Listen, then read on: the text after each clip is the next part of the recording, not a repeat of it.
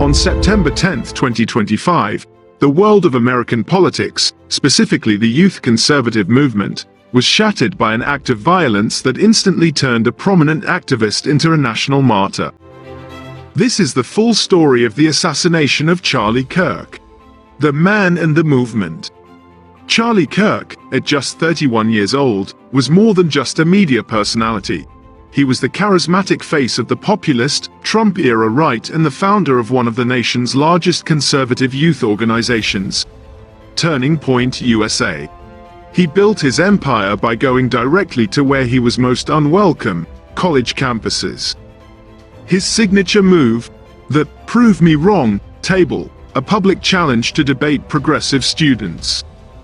He was a master of the political culture war, an unabashed proponent of Christian conservatism, and a key ally of President Donald Trump, who hailed him as having the heart of the youth in the United States of America. The day everything changed.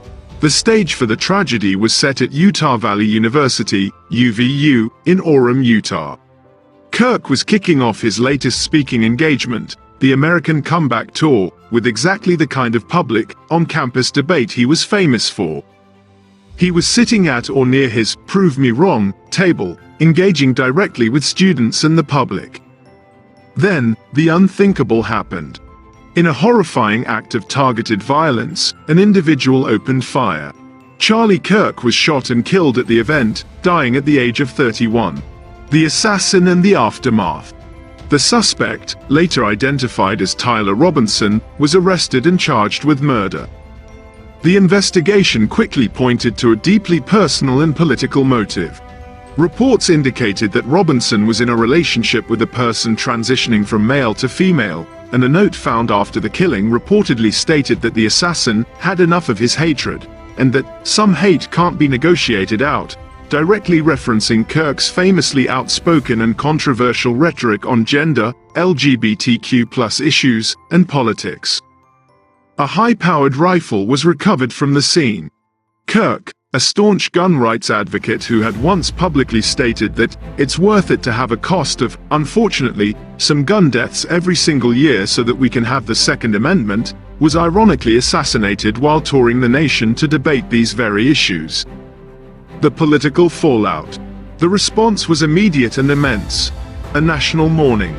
President Donald Trump ordered the American flag to be lowered to half-staff at the White House, a highly politicized gesture for a private citizen, and announced that Kirk would be posthumously awarded the Medal of Freedom, a martyrdom. For his supporters, Kirk was instantly transformed into a martyr for the causes of Christian conservatism and free speech. The future of TPUSA. Questions swirled about the future of his powerful organization. Ultimately, the Turning Point USA board unanimously elected his widow, Erica Kirk, to succeed him as CEO and chair, fulfilling a wish he had reportedly expressed before his death. Charlie Kirk's assassination was not just a tragic loss of life, but a flashpoint in America's culture wars, forever changing the trajectory of the conservative youth movement he built. It was a day that truly shook the nation.